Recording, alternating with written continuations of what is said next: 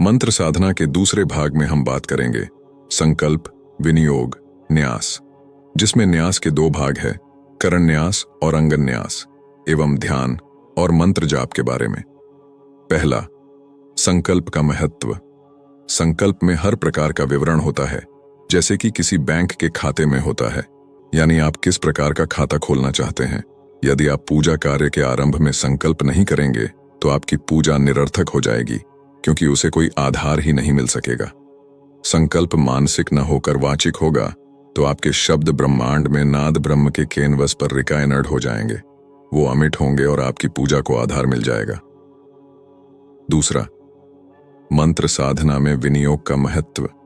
ऊर्जा का उत्पादन किस प्रकार किया जाए, इसी का संकेत विनियोग में निहित रहता है। विनियोग का अभिप्राय नामांकित होने की प्रक्रिया से है। विनियोग में मंत्र के ऋषि, देवता और छंद का उल्लेख किया जाता है। ऐसा किए बिना ठीक वैसे ही होता है जैसे बैंक में पैसा जमा करने वाला व्यक्ति अपना नाम एवं विवरण दर्ज न करे। ऐसी स्थिति में ऐसे व्यक्ति की मृत्यु के उपरांत उसका धन सरकारी कोष में चला जाता है।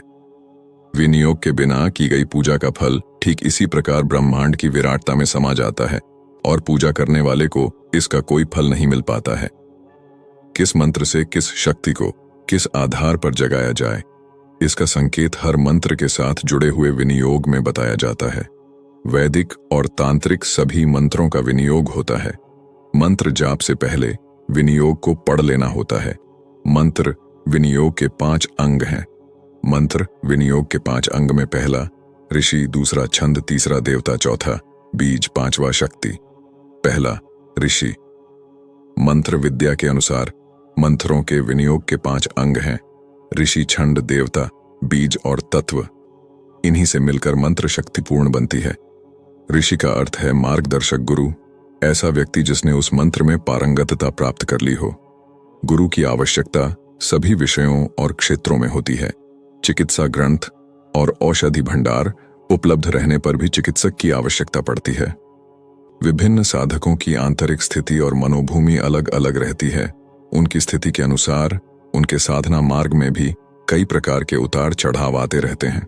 इस स्थिति में आवश्यक है कि गुरु शिष्य का न केवल पथ प्रदर्शन करे, वरन उसे अपनी शक्ति का एक अंश अनुदान स्वरूप देकर उसके प्रगति पथ को सरल भी बनाए। दूसरा, छंद, और छंद का अर्थ है लय।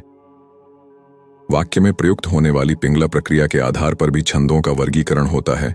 यहां उसका कोई प्रयोजन नहीं। मंत्र रचना में काव्य प्रक्रिया अनिवार्य नहीं है, हो भी तो उसके जानने न जानने से कुछ बनता बिगड़ता नहीं। यहां लय को ही छंद समझा जाना चाहिए। किस स्वर में, किस क्रम से, किस लय के साथ मंत्रोच्चारण किया जाए, यह एक स्वतंत्र शास्त्र है। सितार में तार तो उतने ही होते हैं, उंगलियां चलाने का क्रम भी हर वादन में चलता है, पर बजाने वाले का कौशल तारों पर आघात करने के क्रम में हेर फेर करके विभिन्न राग रागनियों का ध्वनि प्रवाह उत्पन्न करता है। मानसिक, वाचिक, उपांशु, उदात्त, अनुदात्त, स्वरित ही नहीं मंत्रोच्चार के और भी भेद प्रभेद हैं, जिनके आधार पर उसी मंत्र द्वारा अनेक आकार की प्रतिक्रियाएं उत्पन्न की जा सकती हैं। ध्वनि तरंगों के कंपन इस लय पर ही निर्भर हैं। साधना विज्ञान में इसे यति कहा जाता है। मंत्रों की एक यति सबके लिए उचित नहीं। व्यक्ति की स्थिति और उसकी आकांक्षा को ध्यान में रखकर यति का, लय का निर्धारण करना पड़ता है। साधक को उचित है कि मंत्र साधना में प्रवृत्त होने से पूर्व अपने लिए उपयुक्त छंद की लय का निर्धारण कर लें। मंत्रोच्चार से उत्पन्न होने वाली तरंगों के कंपन और उनकी प्रतिक्रिया इसी लय पर निर्भर है।